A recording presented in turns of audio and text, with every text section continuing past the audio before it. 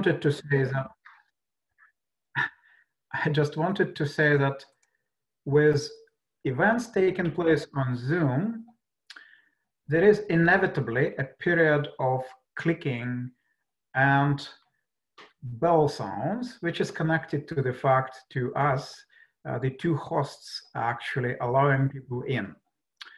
This is what we are doing at the moment, but we'll be starting very shortly.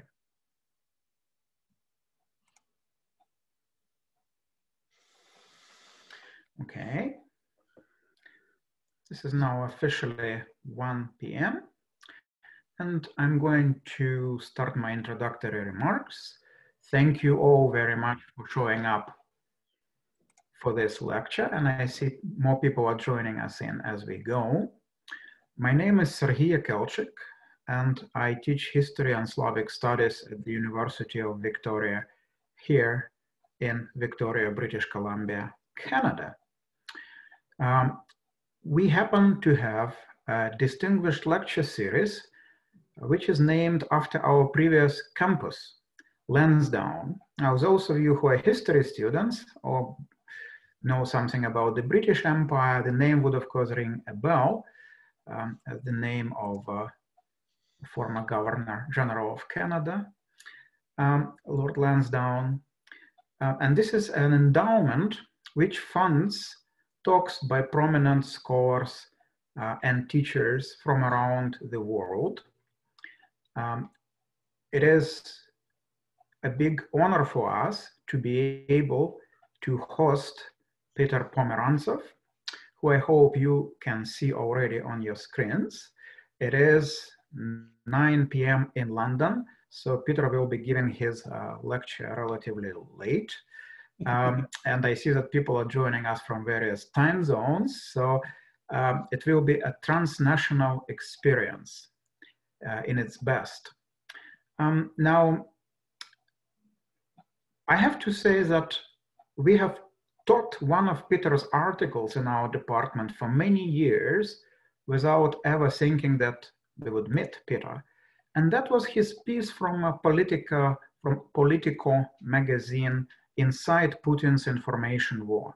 Short and sweet, and from a perspective of an insider, from a person who was in those meetings on the Russian television deciding how to feed the news to the participants. And of course, where else would I meet Peter in person but in Ukraine? So one beautiful day in the summer, Peter and I met on the, I think, 13th floor of an office building in downtown Kiev, the headquarters of Hromadske television. And from this contact, other things followed, which involved, of course, following Peter's career, his trajectory as a journalist and author. In 2014, Peter has published a best-selling book, which also won a number of awards, including the Ontarji Prize of the Royal Literature Society, which has an enormously interesting cover as well in paperback. As you see, nothing is true and everything is possible about the surreal information world in modern Russia. Why this book was such a success? Not just because Peter was an insider, but also because he had this uncanny ability to summarize in a very readable prose the information which I personally would basically put into a boring academic book, which would be read by 1,000 at most. Whereas Peter's books would actually have a much larger audience. It also so happened that it was published at about the same time when the notions of post-truth and fake news entered the vocabulary of the Western world. But one interesting thing that Peter actually shows, and he demonstrates it in all of his works, is that these things were not entirely new to those who lived in the Soviet Union. And there is a good reason why Peter has numerous references to his family's experience in the Soviet Union, because not only it fits, but it actually allows the reader to understand better the nature of the post-Soviet world and how this world imports to the West the methods perfected by the KGB operatives and media officials within the former Soviet Union. And that, of course, brings me to Peter's book from 2019, which is only now available in paperback. I received it a week ago and read it already with great interest. And this is actually a collection of essays, all of them connected by the theme of information wars and media manipulation. Peter travels a lot, and in this book, he's going to take you to all kinds of destinations, including the Philippines, the former Yugoslavia, obviously Ukraine, and beyond, talking at all points about what it is like to live in today's world of media manipulation. But the narrative framing of this book has something to do with his family's background. He is actually telling the story of the KGB going after the Soviet dissidents, including his parents. And these two stories actually read together beautifully. They allow you to understand that the world from which people were escaping back then is catching up with them now. I'll just tell you that one of the chapters specifically on the Russian-Ukrainian war is called The Greatest Information Blitzkrieg in History. And I will leave you there with this title, leaving it up to you to discover what was the greatest information war blitzkrieg in history. And now it is my great pleasure to give the floor to Peter Pomerantsev. You can see in the chat the links to his books on Amazon.ca. Peter, please, the floor is yours. You can ask questions in chat, and I will ask them after Peter is done with his presentation. Or perhaps we would allow you to ask them live. Peter. Hi, Sergey. Thank you so much for that wonderful presentation. As you already started talking about my family and myself, maybe I should say a few words just to explain a bit of context. So I was born in Kiev, and my, my father grew up in Chernivtsi, and my mother is very much a Kievian. But as you mentioned, in the 70s, they were pursued by the KGB for the heinous sin of distributing copies of Gulag Archipelago, and weirdly Vladimir Nabokov's invitation to a beheading. And after sort of being detained, they ended up emigrating in 1978. And therefore, even though I was born in the USSR, I left when I was 9 months old, and I all I really had time was to throw up over the Soviet Union and leave. And I suppose my feet never even touched Soviet ground because I would have still been crawling at that point. So I grew up in London, and after university, I spent 2010 living in Russia. I went to film school in Moscow, and then I worked in entertainment television. So I was never part of any kind of like news things there. I was part of kind of a wave of Western TV producers. I was very junior at the time, who were kind of like trashing Russian culture by bringing the reality show to it and stand-up comedy and all these entertainment formats. But it did give me at times access to this bizarre, and now I think we all recognize, very potent propaganda machine that was being already built in 2010. And even though a few of us were saying this is going to be a problem for the world, people only really started paying attention after 2016. Which brings me very nicely onto this rather tricky theme for this lecture. I have to say, I did not choose this topic. This is something that Sergey, and I think some of your colleagues at the university decided would be nice. My first instinct, because I'm often asked this question in interviews by journalists and others, was to decline. And then I thought, maybe it's time. Maybe it's time I confronted this question head on. But, what you know, is Russian meddling more of a or less of a problem than we think? What a terrible question. I mean, the reason that I tend to avoid it, because once you start getting any kind of knowledge around this issue, the question itself is so problematic. I mean, who is the we in this question? What do we mean by we?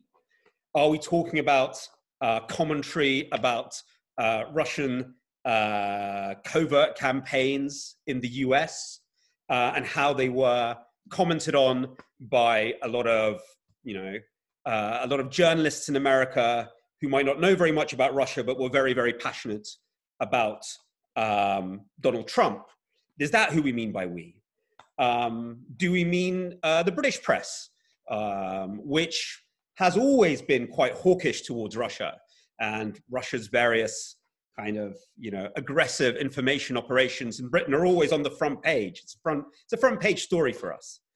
Or do we mean in Germany, where actually journalists and researchers have discovered exactly the kind of meddling that American journalists hope to find around Donald Trump? So, for example, we do actually have emails showing German politicians from the far-right AfD party asking the Kremlin for information support and for money for their campaigns.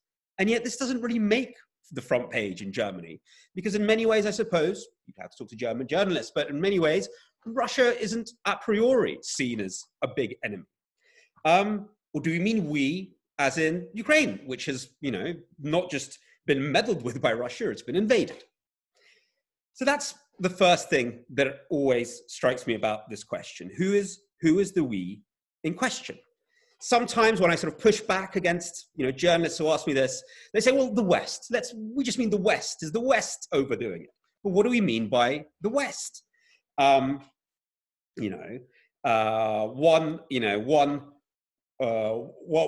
point that's sometimes made is the West is so much richer than Russia. What could it ever really do to the West? But what do we mean by the West?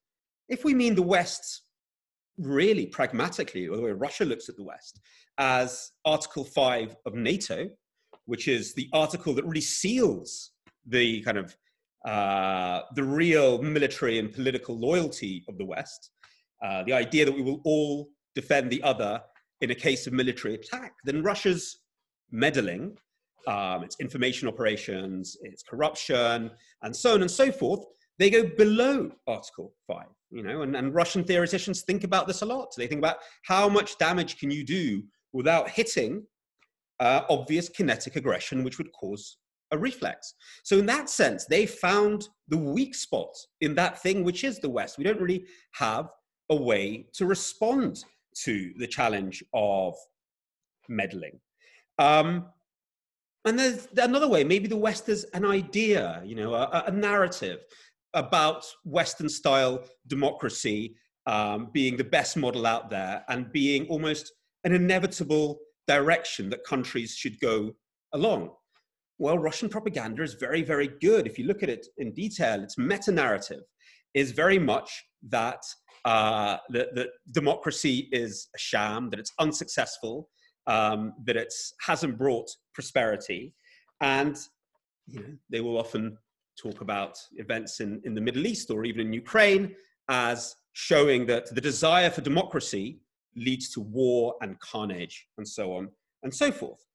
So again, what do we mean by we? What do we mean by the West?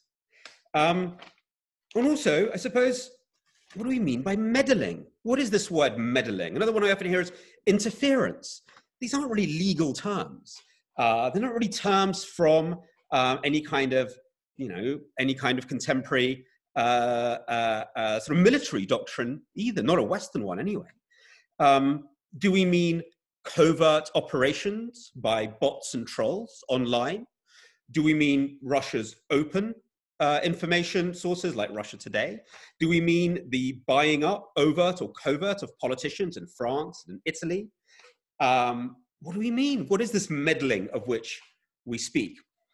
Even if we limit to, even if we limit this question to information operations, which is only a very, very small part of what the Russians themselves describe as information psychological warfare, which reaches all the way from financial corruption through to information. Even if we just do that one thing, information operations, then even there we suddenly get into an even more complex question of how do we measure the influence of an information operation? This is something that media effects scholars, that propaganda scholars are constantly fighting about, constantly disagreeing with each other. How do we find a way of measuring effect? If you go back to the history of propaganda studies, someone like Jacques Ellul will say the only propaganda that really matters is the long-term, what he called sociological propaganda, not a one operation, this long, deep work to establish the deeper myths that hold a society together. And measuring that is very, very hard. It's a long-term and very diffuse process that is in everything from education through to entertainment and so on. But there are, of course, scholars who are experts in measuring media effects, and by far and away, the greatest one in my book is Kathleen Hall Jameson at UC at Annenberg, who's really the queen scholar of media effects. And she's the only one who actually tried to, amid all the crazy noise around the presidency of Donald Trump, she was the only one who actually tried to sit down and measure the effect of the Russian information operations in the 2016 elections. It's the only serious effort that I've seen that really has tried to use the tools of media effects and the tools of sociology to analyze the effect. Very, very quickly, I'll sum up. Has everybody read it? Just in case you haven't read it, it's worth summing up. Her theory is the following.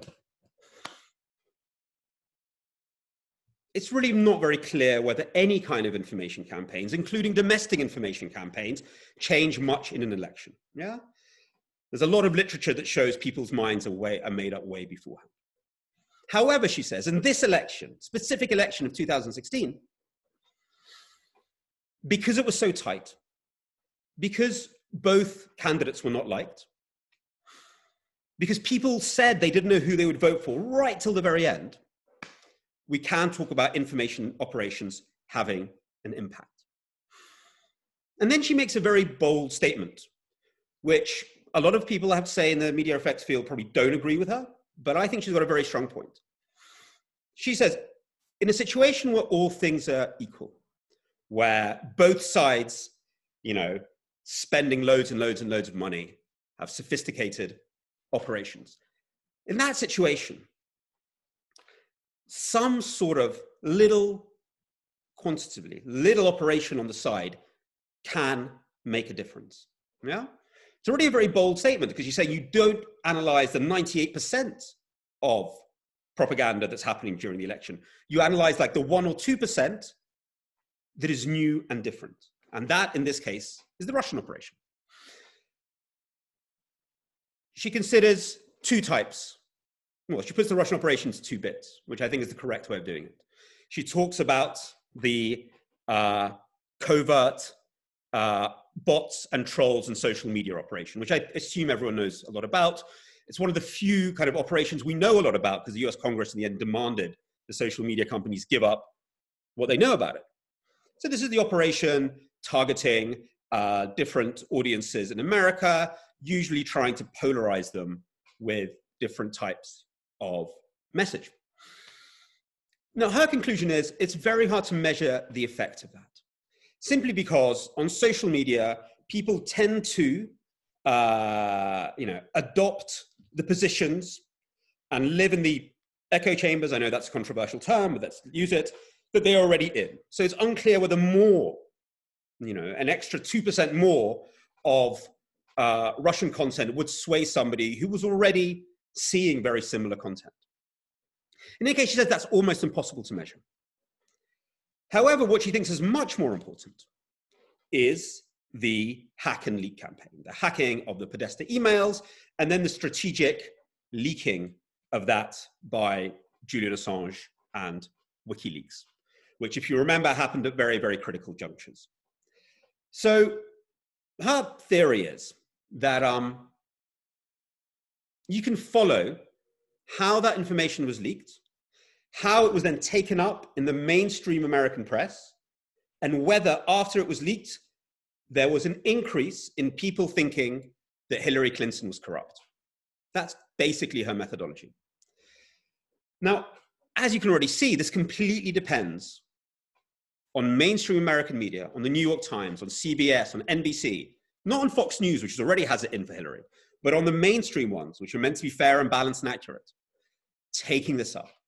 And the finger she points most of all is at mainstream networks taking up these stories and then putting them in the debates between Hillary and Trump. And she says, this is her argumentation, that after the debates between Trump and Hillary, where the allegations of Hillary's, Clinton, and the Democratic Party's corruption, when this is raised, this material that was hacked and leaked by the Russians, given via WikiLeaks, when that was raised by the moderators in the debate, afterwards, perceptions of Hillary Clinton's corruption increased. So that's her main kind of theory. I think it's a very, very powerful one. Others have disagreed. The point is, it's one of the few serious attempts to really try to map and try to evaluate the effects of the Russian operation. And her kind of conclusion is it may well have had an effect, but the main people to blame are the mainstream networks. And that's not a reality that maybe many journalists at CBS and NBC and the New York Times really want to take on. I think the New York Times journalists actually did apologize post-election, saying they shouldn't have treated the leaks with such seriousness. So look, my little intro here was really to highlight how devious and I think not particularly useful this question is. Do we underestimate or overestimate Russian meddling? Virtually every one of these terms has to be broken down into something far more specific. What we definitely do know is that the Kremlin takes its foreign information warfare very seriously. They take propaganda very seriously. They spend a lot of money on it. Sometimes it might work, sometimes it won't work, but this is something that they mean and will continue to do. What was very noticeable in the recent Russia report in the British Parliament, which is a report on Russia's malign influence in Britain, was that while it's very hard to measure how effective Russia's operations are in the UK, what was glaringly obvious was that we had absolutely no one to deal with it. Whose job is it to deal with this sort of sharp power, these operations which question a lot of the assumptions we had about globalization? Whose job it is to think about, at the same time, corruption, information, cyber attacks, as part of a joined up strategy. On the other side, you do have people thinking about it. In Britain, when asked, the government said, we have a fusion doctrine that brings everybody together. But it was clear that we didn't really even have a language to define a lot of these issues. I mean, if we're talking about language, it's worth just drawing attention to a report that I recently worked on. It was a report led by the University of Amsterdam and Annenberg, looking at how can we regulate disinformation without infringing on freedom of expression. So the sort of operations that the Russians led online in the US. And it was a fascinating time. It was a very interesting group. Mike Chertoff was there. A lot of kind of free speech libertarians like Jeff Jarvis were there, who were saying you can't invent categories like disinformation to regulate. This is against freedom of speech. And people like Thomas Hendrik Ilves, the former president of Estonia, or myself, who are of course much more hawkish about the need to do something about this problem. And the conclusion that we came to, the compromise we came to, was to think about disinformation in a slightly broader way when we think about how to regulate it. Let's go back to the Russian operation for 1 second in America, yeah? The one with the bots and the trolls and the fake online accounts. If you actually look at the operation, if you look at the content, a lot of it wasn't disinforming in and of itself. It was Hillary bad, Trump good. It was just emotional. Some of it was disinforming, but far from all of it. So even if you were regulating it as disinformation as content, you would have only got a little bit of it. The disinforming bit, the deceptive bit, was something else. It was the behavior. It was the creation of multiple accounts, which seemed to be real people, but were actually thousands and thousands of fake accounts run by a couple of people in St. Petersburg, as in every person could create multiple accounts. That kind of disinforming behavior, what the platforms now call coordinated inauthentic behavior, is something that can be regulated against without harming freedom of speech principles. So you don't have a right to create thousands and thousands of accounts which try to pass themselves off as real people. You have a right to anonymity, that's fine, but you don't have the right to this mass disinforming behavior.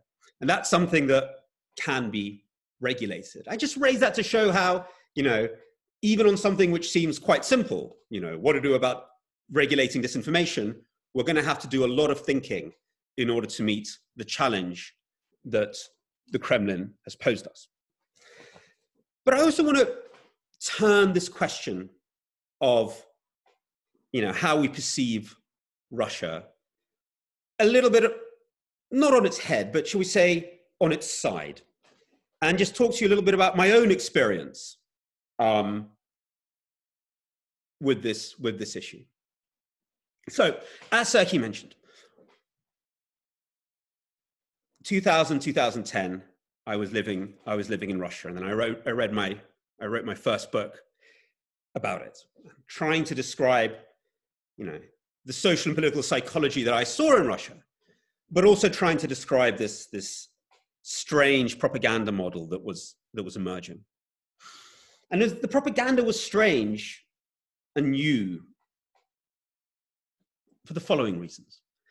I mean, the world that I try to describe in my book, with the title "Nothing is True and Everything is Possible," already an attempt to grasp the essence. This wasn't a propaganda that tried to insist on some great Soviet single truth, which was, the way my parents had been attacked in the 1970s. Sort of propaganda which could change its messages depending on which audience it could talk to.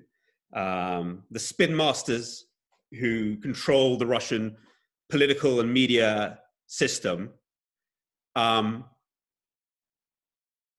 they could move from being liberals in the morning to communists in the afternoon to monarchists by the evening, fascists by 2 a.m. They could switch languages depending on which audience they wanted to talk to and manipulate in various ways.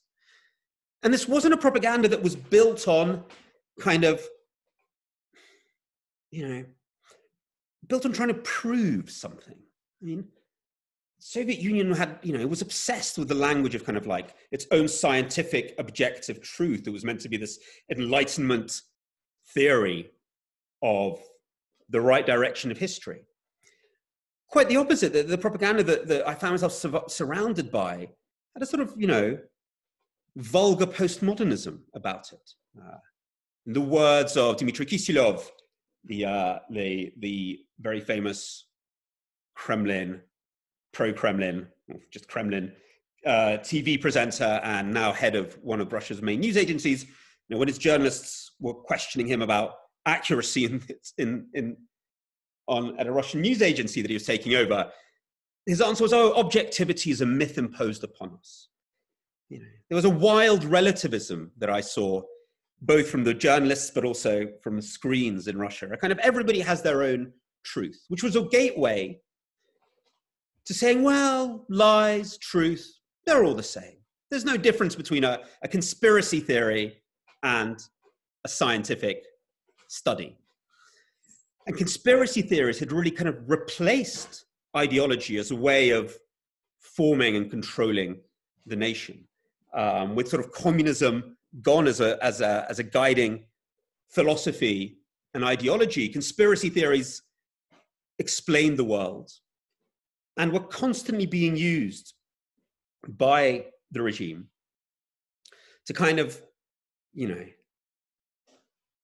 create a sense of us and them. Out there is a dangerous world that wants to get at us. But I think even more interestingly than that, because the conspiracy theories as presented in the current Kremlin idiom sort of have no end. It's one conspiracy within another conspiracy. When you watch, if you ever have to suffer through it, one of Dmitry Kiselyov's shows, his catchphrase is, "A coincidence? I don't think so." And he just sort of plants a conspiracy on a conspiracy theory. So by the end of the show, you're just sitting there going, I will never understand the truth of anything. It's unreachable. And in this miasma, in this chaos where trust is impossible, where everybody has dark motives, I need a strong man like Putin to guide me. And even more so, what can I possibly change? I have no democratic power. I can't affect change. I can't do anything in this world. So it's a very subtle way, I think, of undermining people's sense of agency and democratic potential, undermining their kind of ability or sense that they could ever change anything. And the other weirdnesses of this system, it was a bit like living in a place where language and meaning, political language and meaning, had sort of disintegrated. There was a liberal democratic party, but it was neither liberal nor democratic. There was a communist party, but they were more like social democrats with a religious program and some fascist instincts. There was a Duma, a parliament, but didn't really do anything. It just rubber stamped whatever the Kremlin wanted. So it was very, very strange. It was this political language had lost its meaning.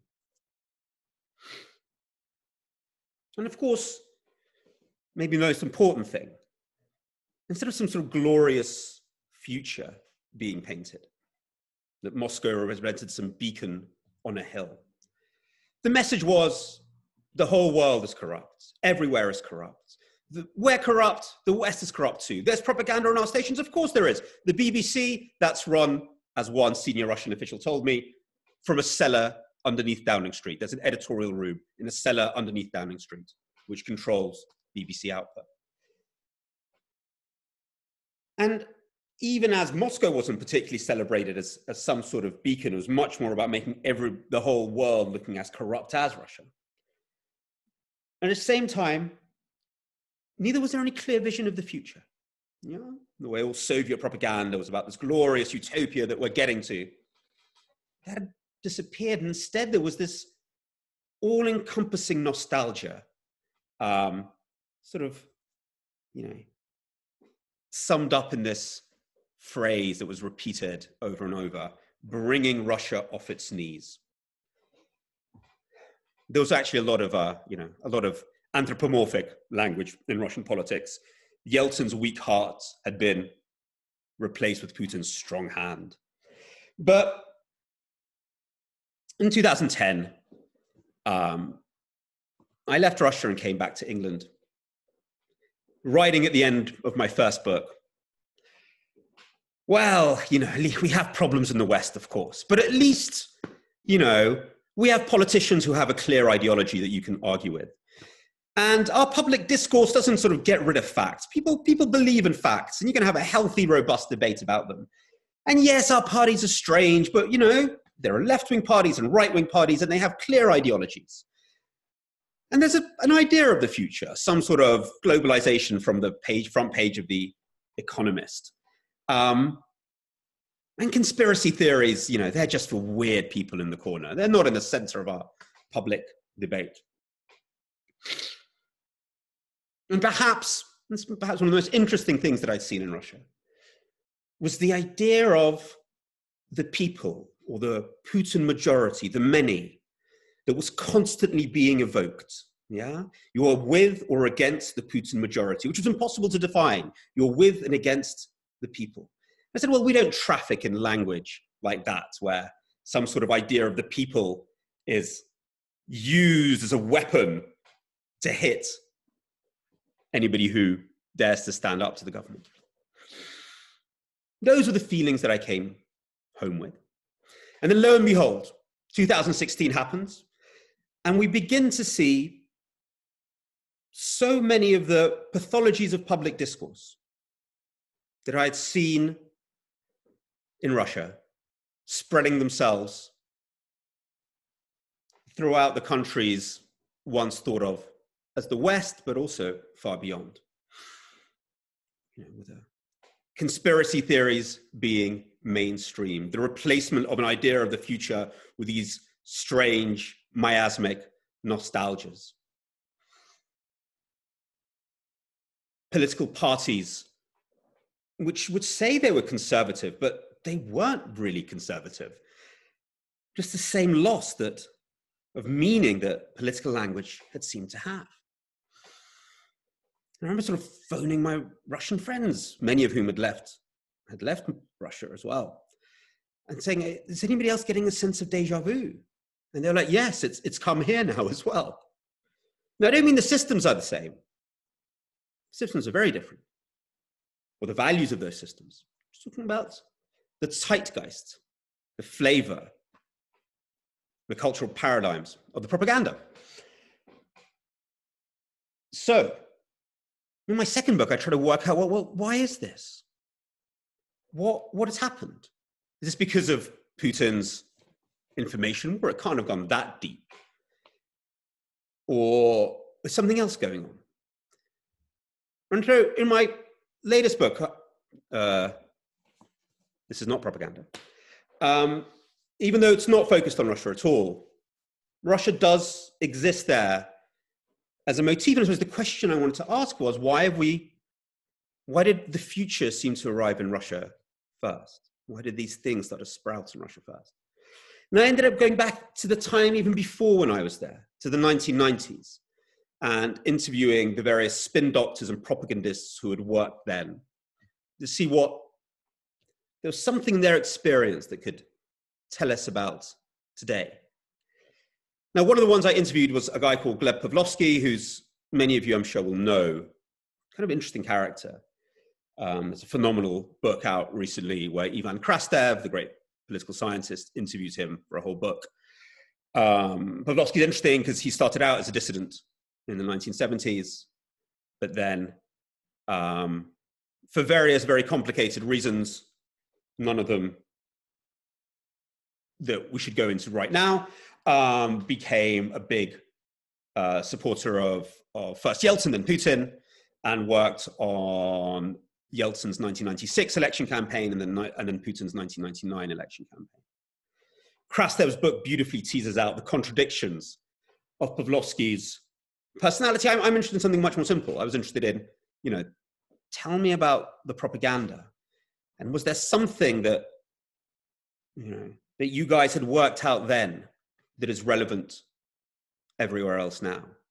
And because I don't want to sort of get things wrong in terms of repeating his words, I'm going to do something which I never like to do.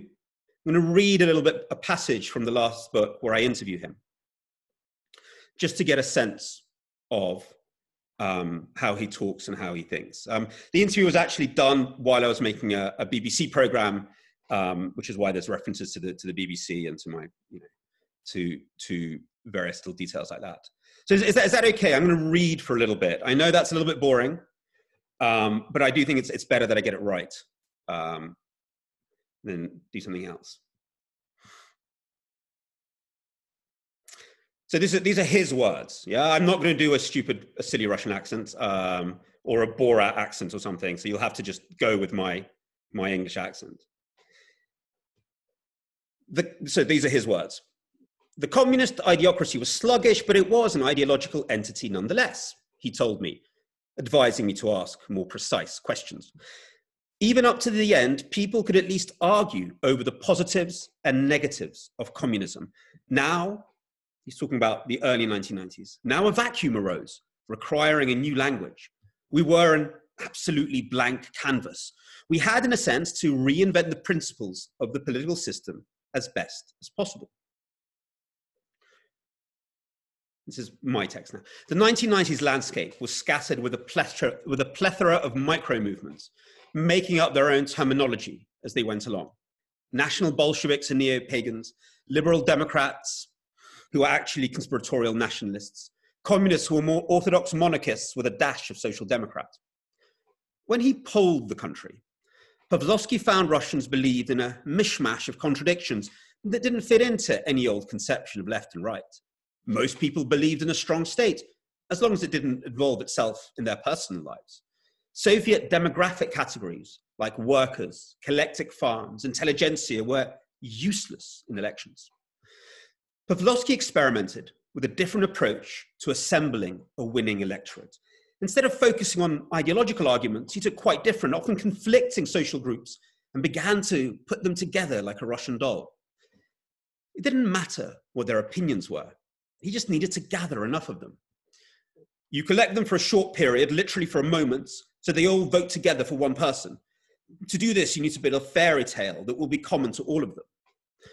The fairy tale couldn't be a political ideology. The great ideas that had powered collective notions of progress were dead.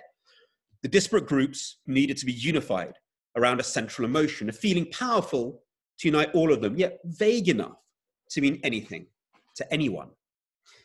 In 1996, the fairy tale that Pavlovsky wrote for the campaign of the ailing President Boris Yeltsin played on the fear the country might collapse into civil war if he didn't win. He cultivated the image of Yeltsin as someone so reckless and dangerous he would prepare to plunge the country into war if he were to lose. Survival was the story, fear of losing everything, the feeling. Pavlovsky's agency, the Fund for Effective Politics, went about smearing the opposition Communist Party in an early echo of today's fake news and sock puppets. Pavlovsky created posters that purported to be from the Communist Party and which claimed they would nationalize people's homes. He filmed actors posing as Communist Party members, angrily burning anti-communist pamphlets. He hired astrologers who would go on TV and predict that electing the communists would lead to nightmare scenarios, even war with Ukraine. Yeltsin won an unlikely victory. Pavlovsky had conjured up a new notion of the majority, the Putinskaya большинство, Yeltsinskaya. But as this was no more than an emotional trick with little political content, it fell apart soon afterwards, and work immediately began on a new one. He polled incessantly an emerging science in Russia. When it became clear that the candidate people most respected would be an intelligent spy, a Russian James Bond, the Kremlin and its oligarchs began to search for potential successors. They landed on Putin. For Putin's 2000 election, the guiding fairy tale was to pull together everyone who felt they had lost out from the Yeltsin years, the left behind, and imbue them with the sense that this was their last chance to be winners. Pavlovsky identified all the groups who had lost out during the Yeltsin years. Those were completely disparate segments of society who in Soviet times would have been on different sides of the barricades. Teachers and secret service types, academics and soldiers, which Pavlovsky would bundle together under the idea of the Putin majority. In an age where the old guiding ideologies have gone, where there is no coherent competition about political ideas for the future, the aim becomes to lasso disparate groups together around a new notion of the people, bound around an amorphous but powerful emotion which everyone can interpret in their own way, and then sealed with enemies who will threaten to undermine that feeling. Putin won the presidential election. His security service background made all the more prescient as the news became filled with horrifying, panic-inducing footage of Islamist terrorists from Chechnya setting off one devastating bomb in Russian suburban apartment blocks, with hundreds killed under the rubble. During Putin's almost 2 decades in power, Pavlovsky has helped him become president. Since Pavlovsky helped him become president, the idea of the majority has been reorganized over and over, shuffled around, but always managing to unite utterly different groups around a rotating enemy. Oligarchs at first, then metropolitan liberals, and more recently, the whole outside world. In that time, Pavlovsky has been busy. He helped found Nashi, the patriotic youth movement that launched the denial of service attacks at Estonia and harasses dissidents and journalists, and whose name literally means ours, reduces politics to a series of pronouns: them, us, ours, theirs. The Putin majority, which he helped create, has become a truncheon to delegitimize its opponents. The division of society into Putin's majority and its enemies has become a dominant political tactic. So in the book, I then interview a lot of spin doctors, who are active in other parts of the world today. One of the ones I interview is Tom Borrock, who was digital head of the Leave campaign in Britain. And it's remarkable listening to these spin doctors today as they experience negotiating a reality which Russian propagandists were thinking about in the 1990s. Because in the period since then, in the West, we've also had, or in lots of places, also had a crisis about the idea of the future. In Russia, that crisis, happened in the early 1990s when the reforms of democratic capitalism didn't go as well as planned, and a lot of people felt that they were losing out. Now, in the West, this kind of happens in 2008. We can think of a lot of other moments where the idea that we're heading towards some coherent future starts to disappear, and nostalgia becomes a dominant piece of political rhetoric, the way it became in Russia over the course of the 1990s and sort of peaking towards the end of it. But even more specifically than that, it's not just this disappearance of an idea of the future. When you get into the details of how spin doctors today, the reality they have to negotiate.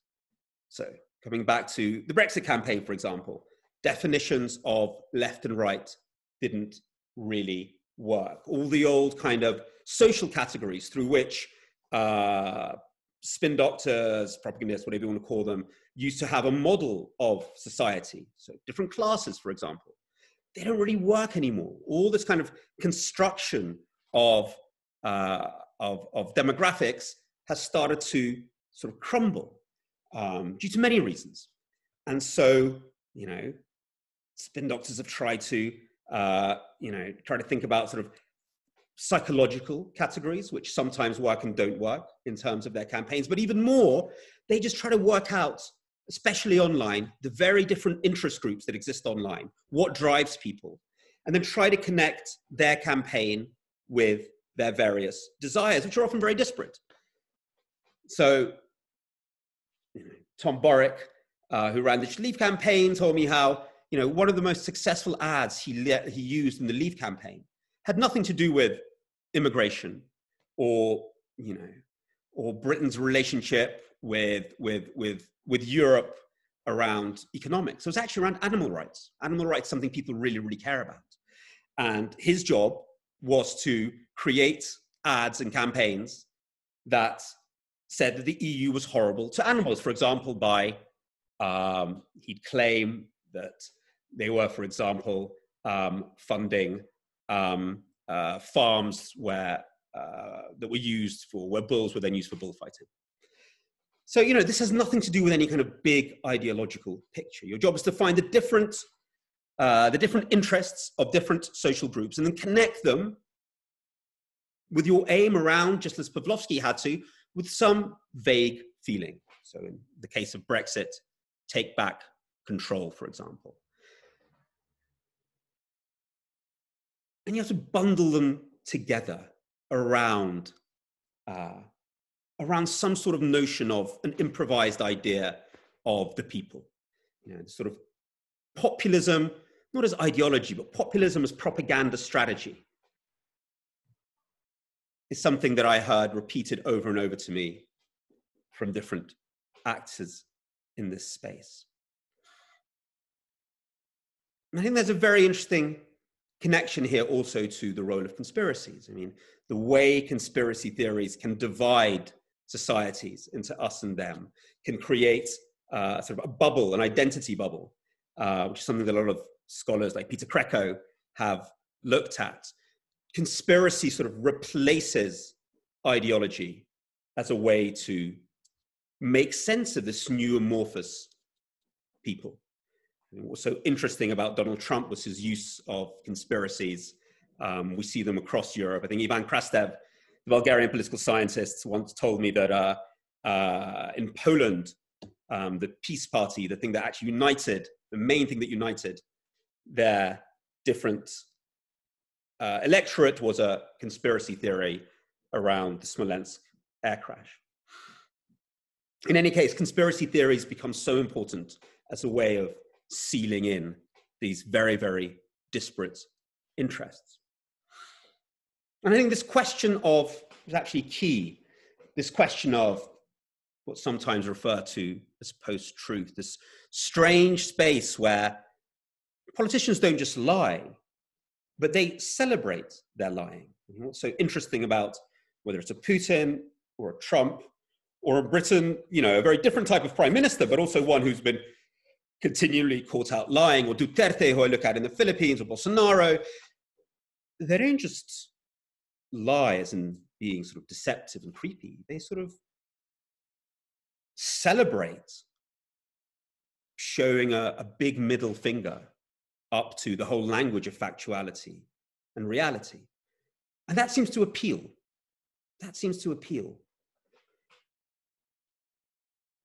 In Russia, in the early 1990s, there was already the phenomenon of a politician like Vladimir Jaronovsky, whose speeches, which I look at in the book, anticipate Trump's to an almost uncanny level of detail, who would also throw off the weight of factuality in his rather crazy and ambitious rants, where you really couldn't tell whether he meant it, whether he was joking or serious. I mean, Trump had his, we'll build a wall and get Mexico to pay for it.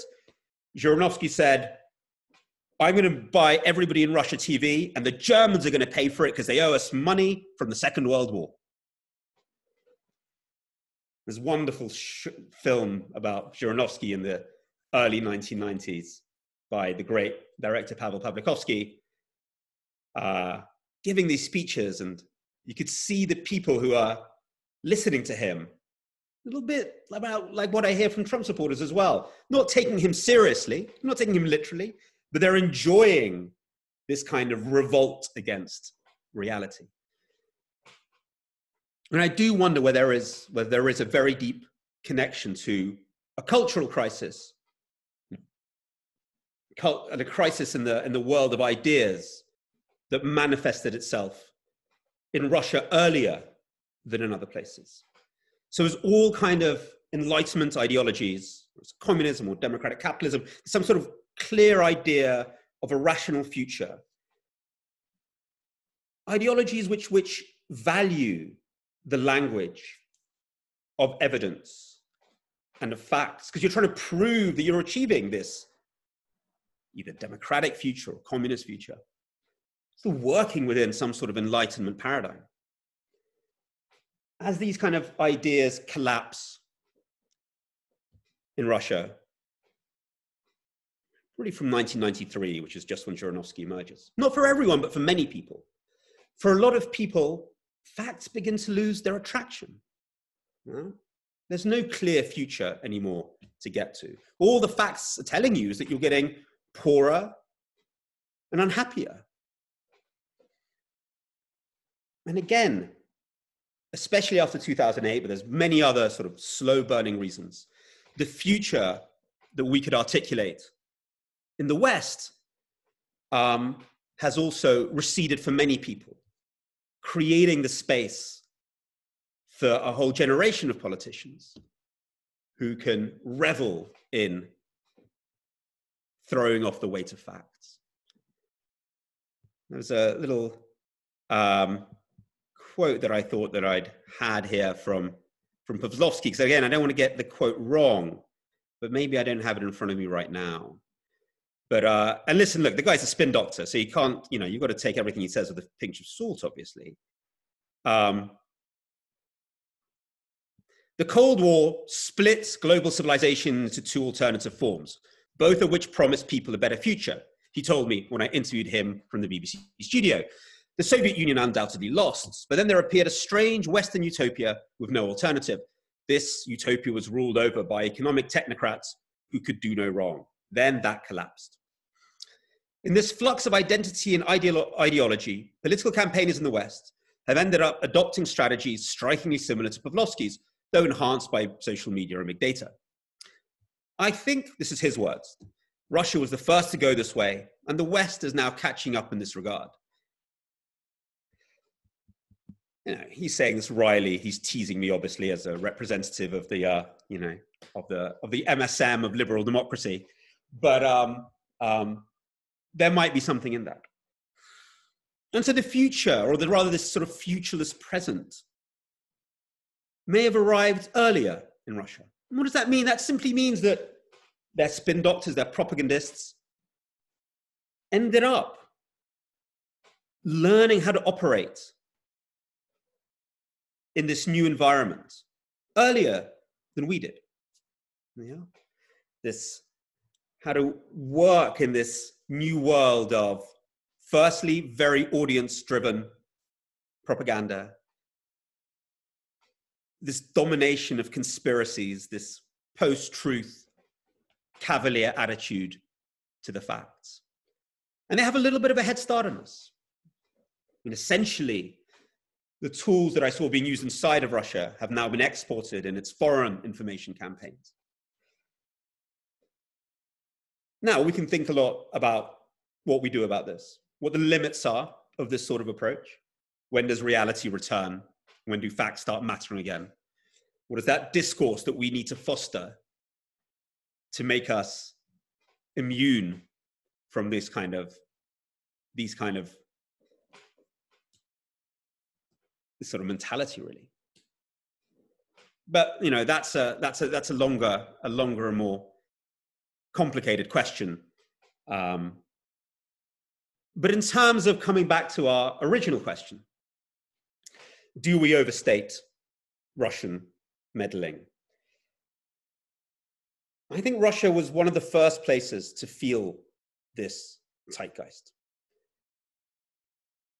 There's another very important element of it, which I might add as a little coda, which is about language. So if you look at what do all these guys have in common, whether it's Trump, Duterte, Putin, Bolsonaro, the people who are often referred to as populists, rather loosely, I think. What do they really have in common? It's not quite ideology. Some can be left, some can be more right, or they mix ideologies. One, they all have in common is that they're nostalgists. Yeah, there is no idea of the future for any of them. Like Duterte wants to bring out the Marcos regime, Bolsonaro, the sort of the military regime. There is no discourse about a future there. The discourse is all about nostalgia, which is already very, very indicative of the cultural crisis they're responding to. And the other thing that they all have in common is a use of, I'm trying to find a delicate way of saying this, a use of dirty language about private parts, jokes of a very, very sexual nature, which dominate the discourse. I mean, Duterte is off the scales in the Philippines. He would make Donald Trump blush. But, Donald Trump was really sort of like part of his renommee was his comments about women. And Putin, of course, was a pioneer in this. One of the real kind of shocks that he gave Russian political speech was starting to talk about dirty jokes in the middle of press conferences. Well, what are they doing here? Why are these jokes about, people's private parts? Why are they so important to them? And there's something very deep going on here, I think. It's worth going back to the theory of the carnivalesque as put forward by the great Soviet critic Mikhail Bakhtin.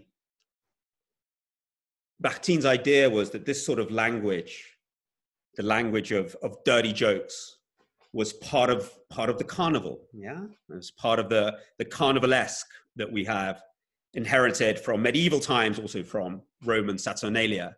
This moments of revolt. Yeah, you start celebrating the language of the common people in the street, but also almost celebrating the nether regions in their revolt against the elite and the mind and rationality.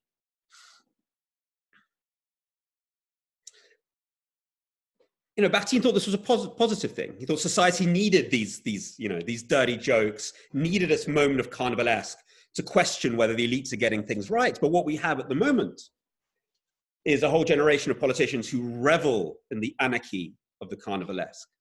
Carnivalesque is a space where laws are suspended, where moral laws and legal laws are suspended. I mean, that might be all right for a day. That might be something a society or a culture needs for a day.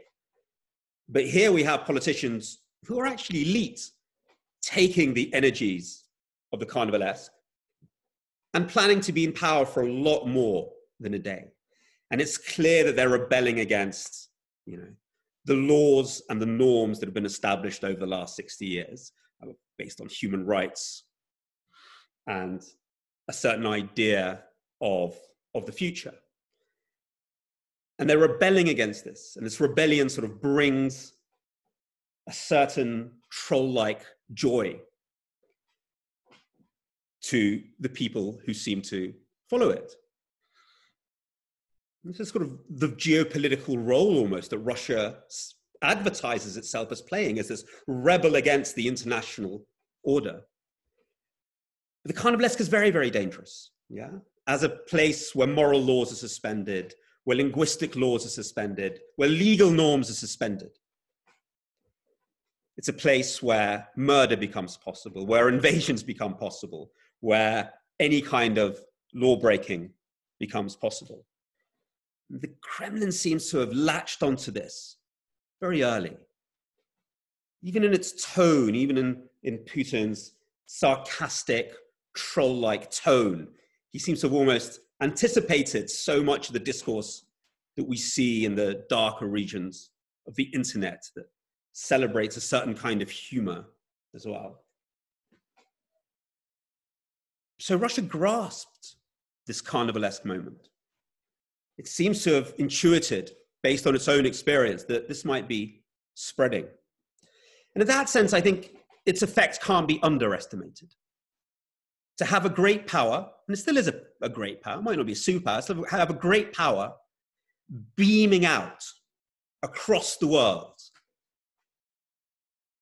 Cynicism, the sense that truth doesn't matter, that everywhere is corrupt, therefore norms don't matter.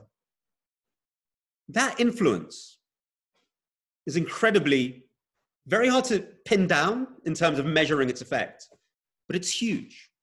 That means if you're that sort of person in any other culture, you know there's a big guy somewhere who has your back.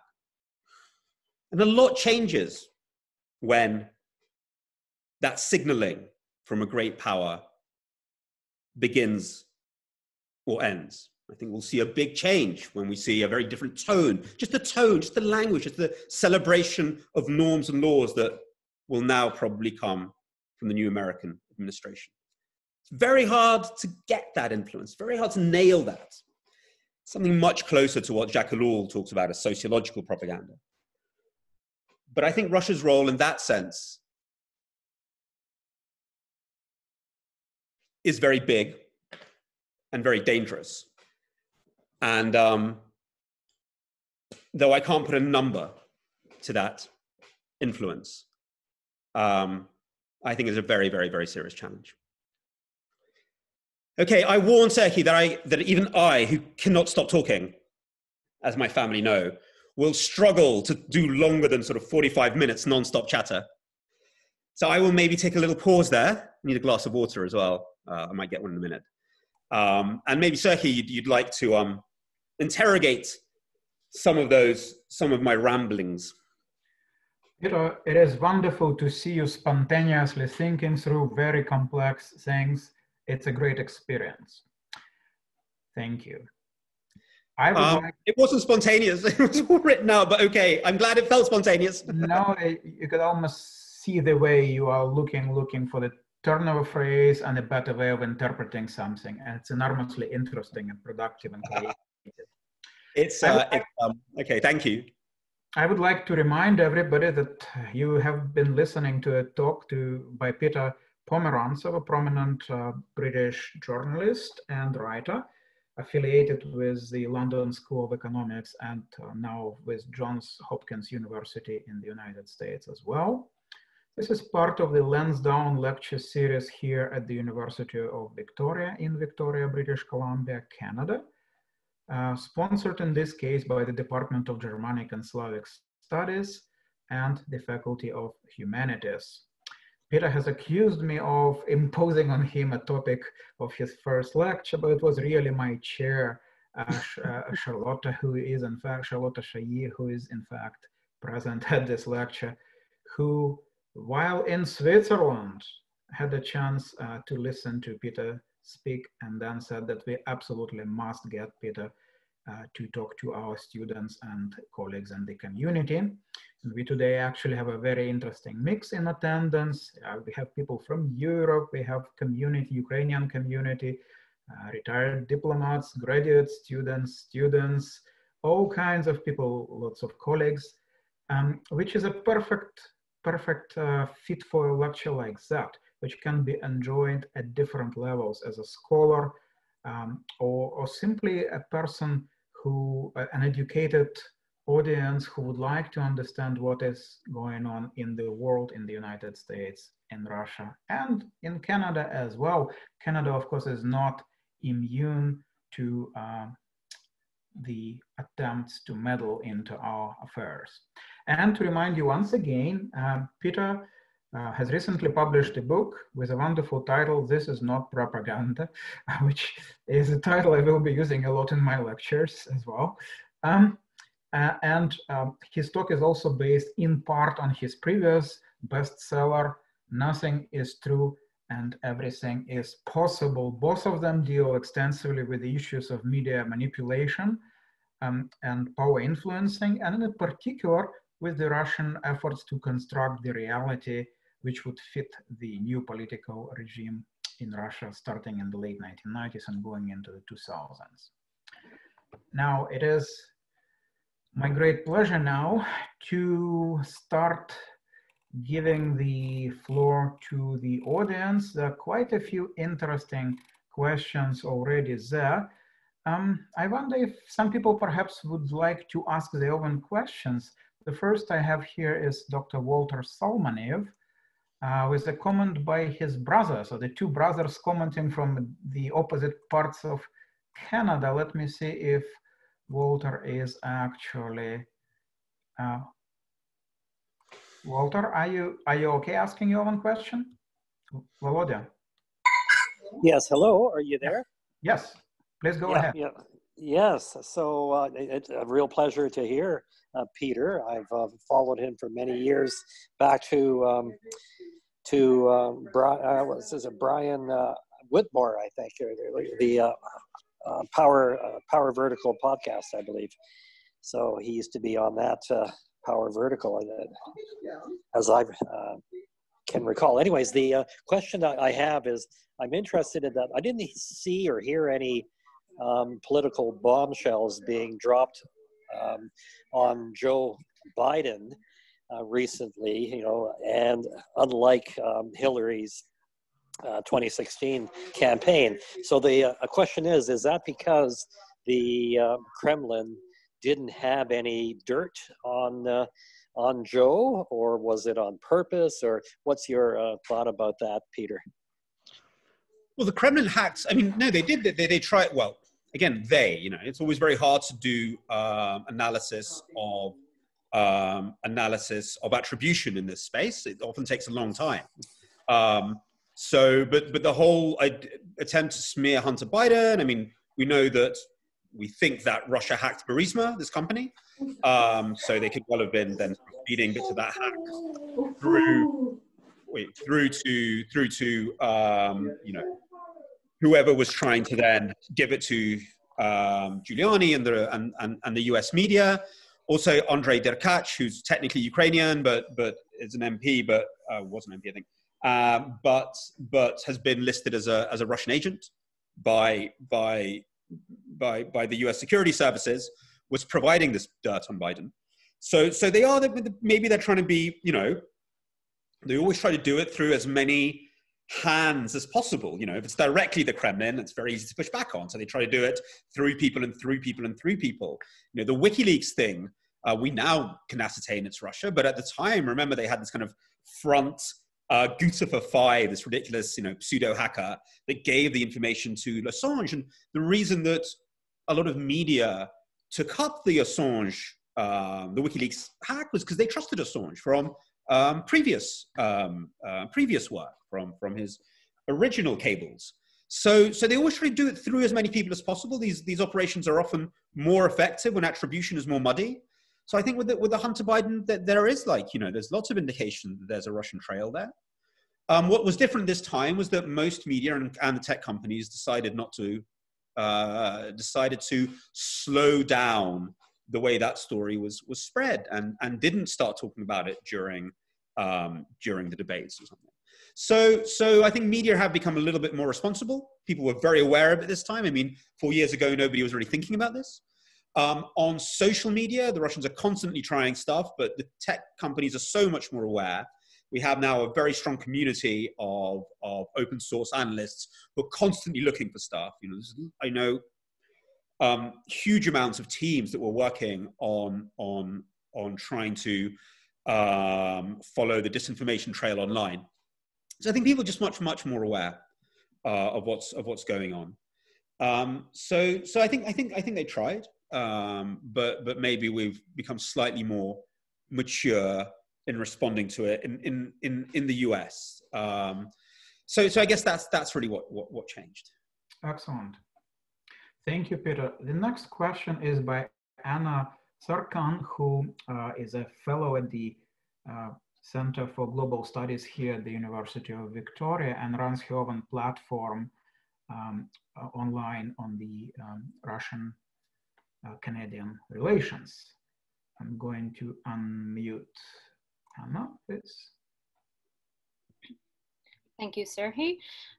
Peter, it was a great pleasure to hear from you because I quote you a lot in my own papers, and the one paper which is on how Russian media was covering Canadian election is undergoing a peer review at the moment, so hopefully it will come out by the end of the year.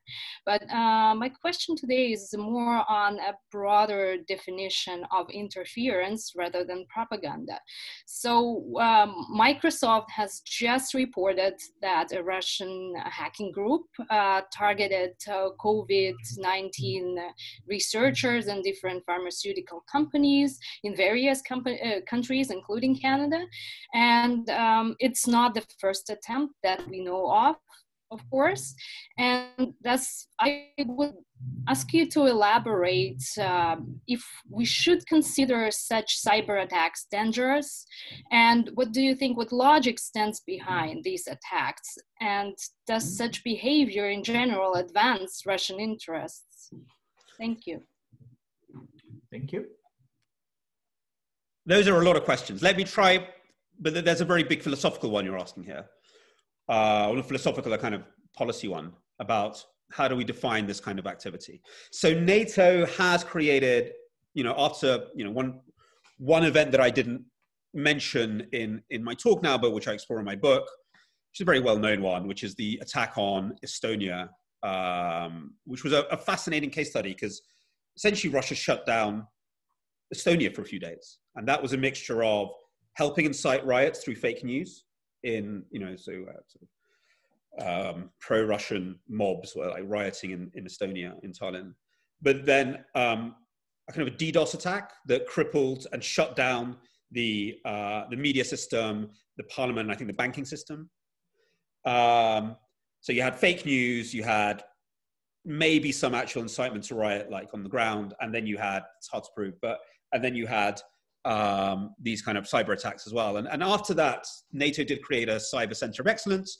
And after many years of looking at it, I think cyber is now being put into Article 5 and considered an act of war. Now, I'm not the best person to ask about the details of what kind of cyber attack does. I'm not sure a hacking one does. I assume it'll be something a lot more to do with infrastructure. So a bit of cyber has already moved into, our ideas of security. But there's still, what do you do with all this thing that the Russians call information psychological warfare, which is a much broader one than propaganda. Propaganda is one little bit of it. It's corruption, it's hacking, it's all these different types of operation. I think we need to develop some sort of doctrine around this. What do we consider legal propaganda? So something like RT, I guess. And what do we consider something which is actually, I mean, in this case, we're talking about criminal behavior, but here we're talking about more than criminal behavior. We're talking actually aggression, yeah? What are these different bits? When does they equal aggression? What's our doctrine around that? And do we need some sort of theory of deterrence and proportional response? I still don't know. What is the proportionate response to a hacking of some COVID researchers? What's a proportionate response to a troll farm? I mean, do we let off a stink bomb over Yekaterinburg or something else? What is the agency that's meant to be dealing with this? You know, these are all questions that we haven't answered. So I do want us to have, I want democracies to have a doctrine around this. I want us to have a clear liberal definition of what security in the information realm means, information taken most broadly there. And I want us to have something like a NATO 2.0, where Ukraine is included, where clearly defined information aggression, not just people using the word meddling or something loosely, but clearly defined information aggression against one is aggression against all. So if the next time there is a Russian information campaign that can happen all the time in Ukraine, the response just won't be from Ukraine, it'll also be from Germany and Britain. That's what I'd like to see. I think that's very necessary. I'd love that to be part of the Biden agenda in their, what is it there? Summit for democracies that they're about to have. I think this is something of common concern. I think, you know, the Germans have experienced hacking the French, obviously the Balts. Then over in Asia, you have Taiwan and South Korea, very concerned about similar activity by China. So this is something I think we need to move towards. I'd like to think it would be possible. I don't know if that completely answers your question. In terms of whether it benefits Russia, look, they have their own calculation of benefit that is so foreign to ours or foreign to mine. You know, none of what Russia is doing is good for Russia, I consider. You know, it's good for them to be a responsible member of the international community and, you know, but they've decided to go another way. So they see picking fights and almost getting caught picking fights for which they feel there is not a lot of punishment as a way of showing that they can mess with the big boys. Makes them look daring. And of course, a huge part of the message is back home, yeah? As Pavlovsky himself says, he only really had one principle when trying to, you know, help Putin in his early days. And that is to create the sense that there is no alternative to Putin. And the way they did that was at times quite sophisticated. How do you do that? But obviously, if the Kremlin can show it's slugging it out with, you know, with the whole world, that probably in their calculation helps cement the sense that Putin is so strong you can't mess with him. You know, if he's daring to commit essentially daily war crimes in Syria and no one does anything, then that adds to that sense. Excellent, thank you. I have two more questions, Peter.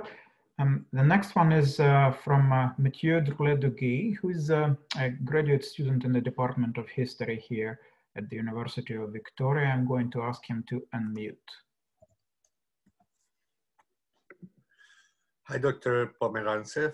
My question would be that I've watched closely the American elections, like lots of people, I guess. No sleep for 5 days.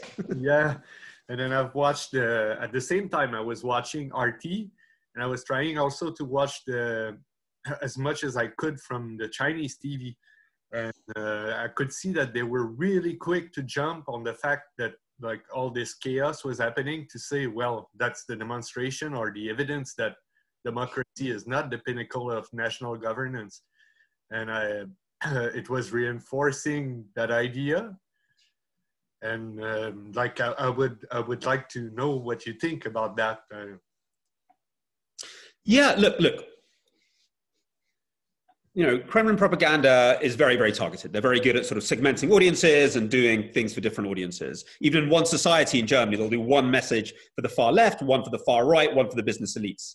You know, in that sense, they're very contemporary. But if there is one kind of meta-narrative that sort of shines through, not all the time, but a lot of the time, it's this idea that democracy sucks, and even more specifically, that 1989 and 1991 were not all they were cracked up to be. You know, they're still getting over the loss of 89 and 91. I mean, 89 Berlin, 91 collapse of the Soviet Empire. And what they're often trying to do is sort of break the connection between people-powered protest movements, the demand for democracy, and prosperity. You know, if kind of in kind of the myths of liberal democracy, you know, people pouring out into the streets of Berlin, pouring out into the streets of Vilnius as a sign of people-powered demand for rights, and that leads to prosperity. That's kind of so much of what the story is that we live in. A lot of the Kremlin propaganda tries to split that. So not only will they take something like chaos in America as show, ha, ha, ha, look how messy it all is. You know, over and over again, they'll try to sort of associate, you know, look at the Maidan, ha, it led to a war. Look at the Arab Spring, ha, in Syria, it led to a war.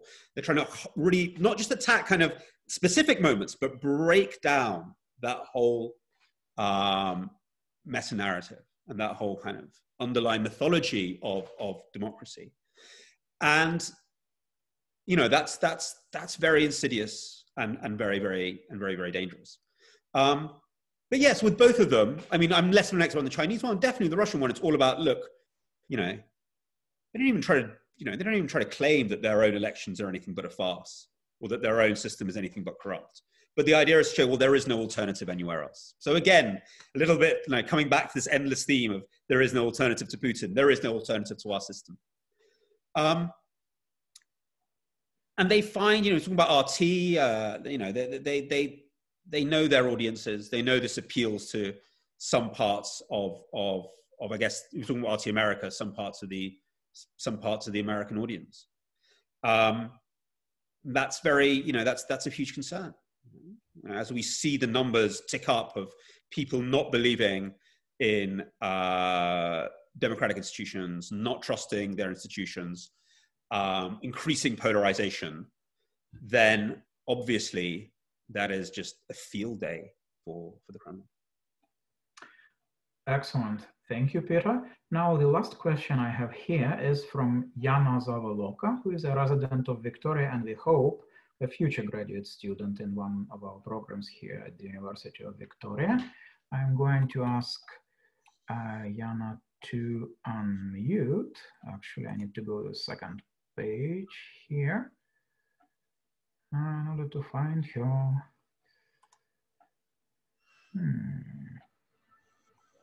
Where is she? I'm here. Okay. Oh, yes, exactly. Go ahead, please. Okay, thank you. Peter, it was a very good talk. And as a Russian, I agree with you on many points. You mentioned about Russian propaganda. You're totally correct about Zhirinovsky, about Putin, about all their way, how they're talking, doing, etc.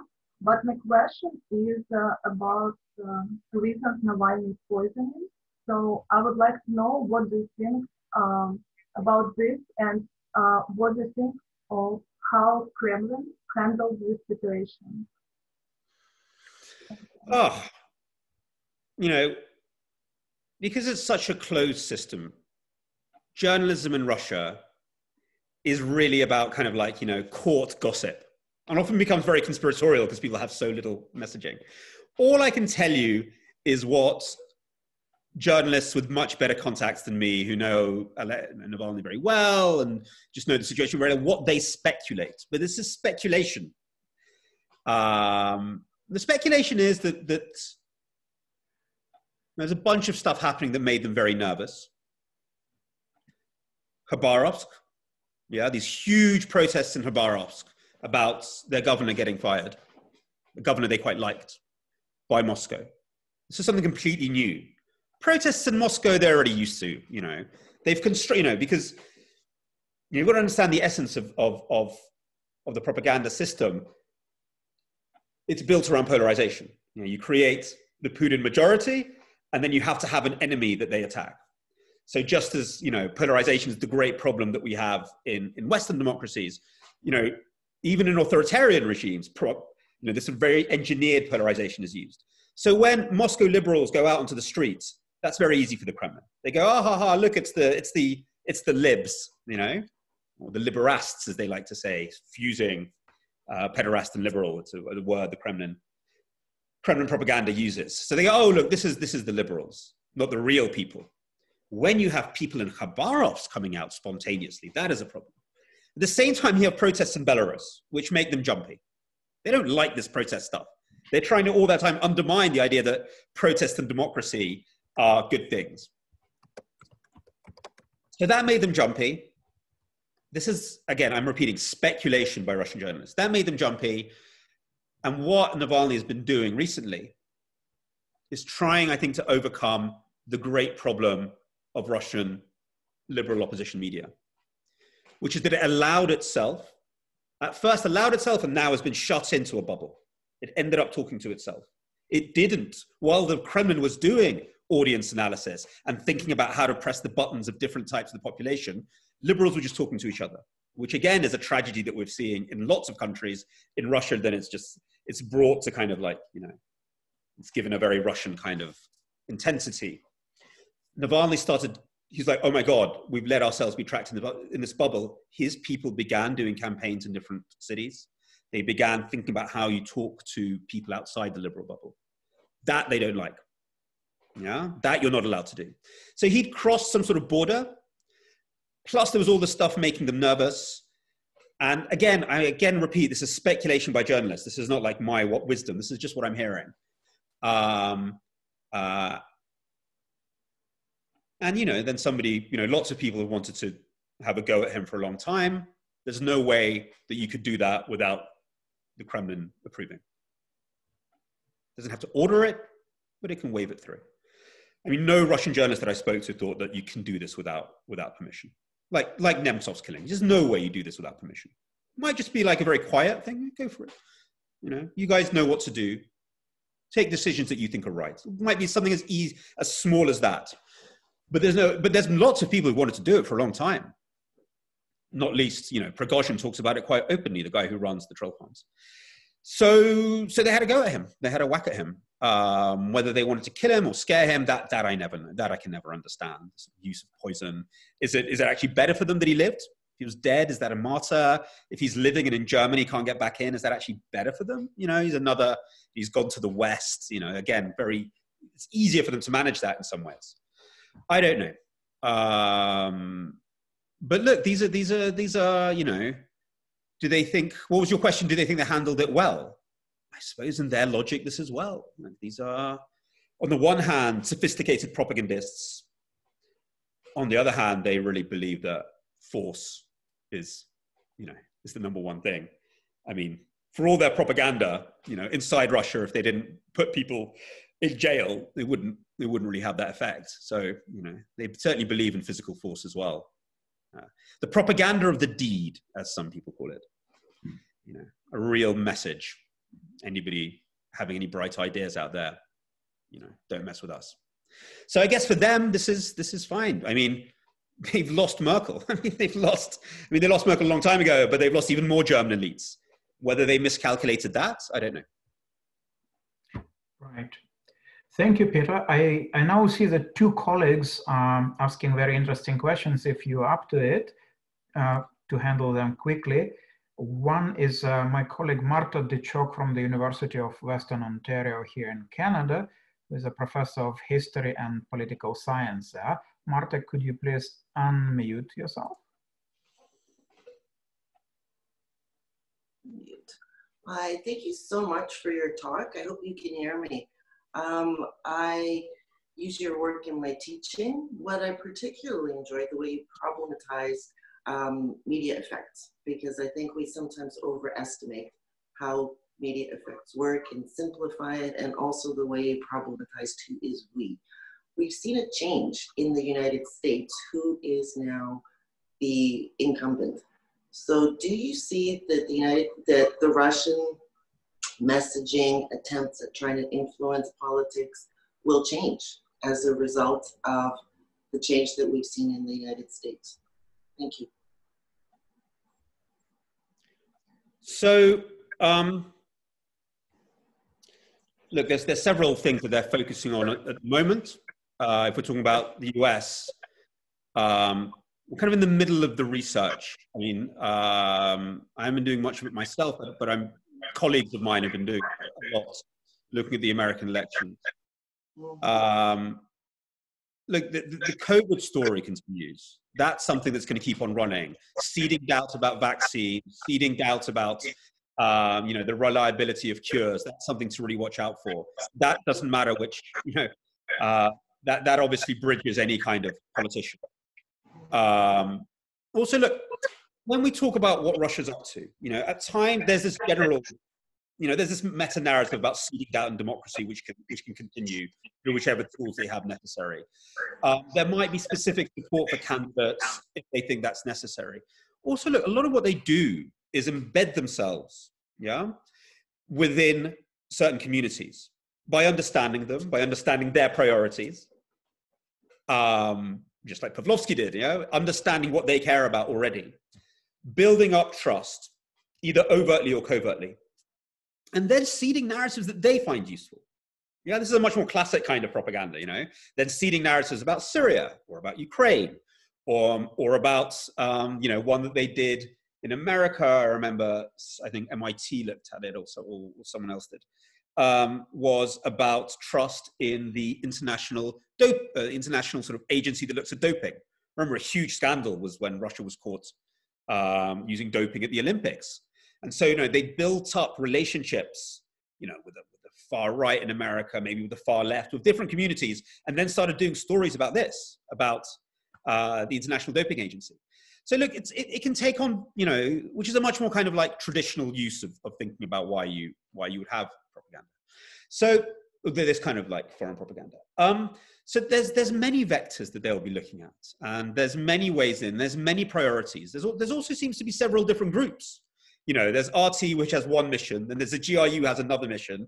Then there seems to be Prigozhin's operation, which is another one, which might have another job. So there's this. I think they see this as a very long-term process. The question is like, as there's more awareness, can we make life more difficult for them? I think we can. But if there are kind of audience out there who they have built up trust with, who are open to their messages, then we have to find a way of talking to those audiences. I don't know if that answers your question. Sorry, can I push you a little bit? Because the narrative that democracy is no longer an alternative, that's no longer something they can be presenting, right? So now they're going to have to shift their narrative. Because my interpretation of this U.S. election is that the process has worked, and all of the efforts by Trump to say that this will be fake, that proved not to be the case. So democracy seems to be strong again. So now, do you see that the Russian narrative will have to shift in response to that? And if yes, in what ways will that shift? But we still, I very much hope you're right. I very much hope that the conspiracy narrative will kind of fall apart. But we'll see. I mean, people will, certain parts of the population will if this is their kind of a priori worldview, they'll take little bits of hints and try to sort of like try to sort of like solder it on to the sense that there was something rigged about the election. Maybe not the vote count, but they'll go for, I'm already hearing, again, this is just following people who are from that world, the reason, mainstream media didn't do the Hunter Biden story properly, or big tech has manipulated this. Algorithms have fixed this in some way. So there's different bits that you can use in order to reinforce the sense that the election was somehow unfair. How big that bubble is going to be is really the question. Whether that's 30% of the population, which is still a scary amount, or whether it becomes 3% of the population. But the sense is rigged. I mean, there's different ways into that beyond the kind of like, there was ballot stuffing, which I hope is going to be quite easily disproved through kind of just the normal means. So no, there's still a lot to sort of invest into that kind of community. If I was them, there's still a lot of audience that you can reach with that. But we'll see what channels they go down. There's lots of, there's a lot of kind of like, there's a lot of other issues that they could focus on, especially America's role in the world.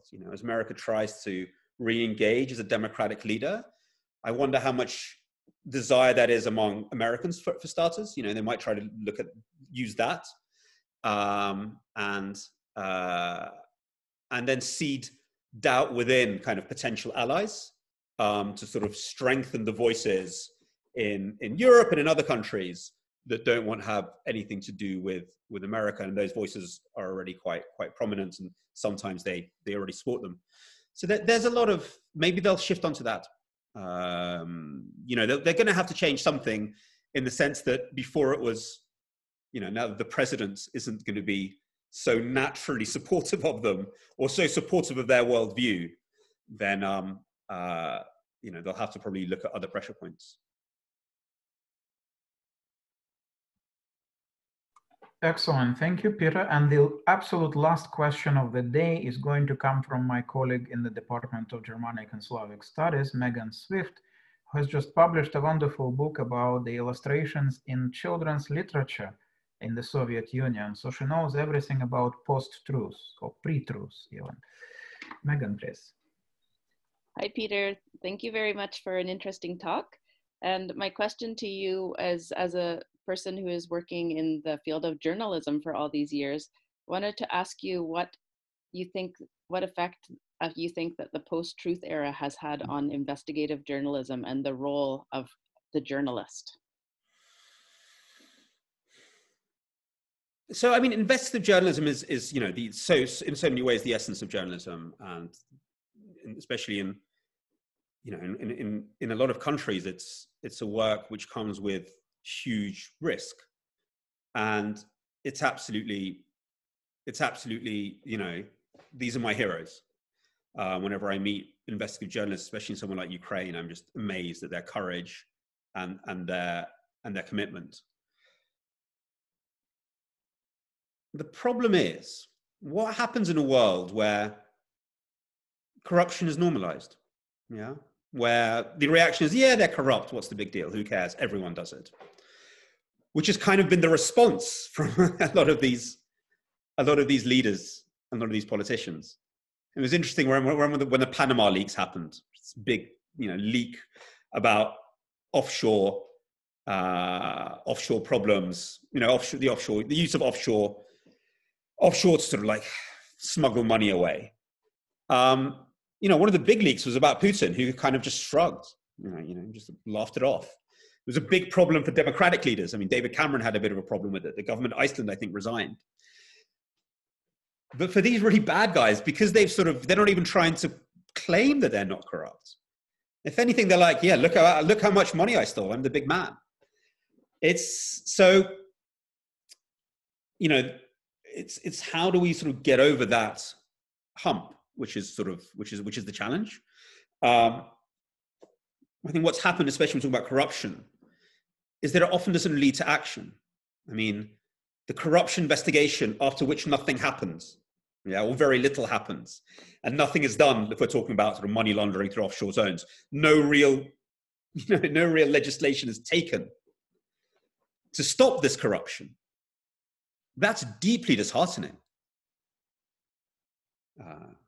In a very weird way, a sort of parallel is actually, and which I talk about in my book, is the situation in Syria, where we have more evidence than ever before of war crimes committed by Russia and the Syrian regime. I mean, it's filmed on phones, barrel bombs coming down and killing civilians, double taps on schools. We have all the evidence, and the reaction is nothing. So I do think there is a relationship there. And the question is why? Why have we become, if we connect, I don't like the word post-truth, but we connect post-truth to the sense that, these larger democratic values aren't part of a powerful story anymore, people become very cynical around them, then it does become a problem. You do all this great investigative reporting and then nothing happens. You do all this evidence gathering of war crimes and nothing happens. So on a very simple level, we have to start seeing sort of corruption investigations leading to action. What I do like about the very long Biden essay in Foreign Affairs about his foreign policy priorities was that they were going to put corruption right up there. Yeah, international corruption was going to be top. They were going to pass new laws. They're going to make it harder. They were going to punish for it. There's terrific people working on this, like Ben Judah and Oliver Budo. But it has to lead to action.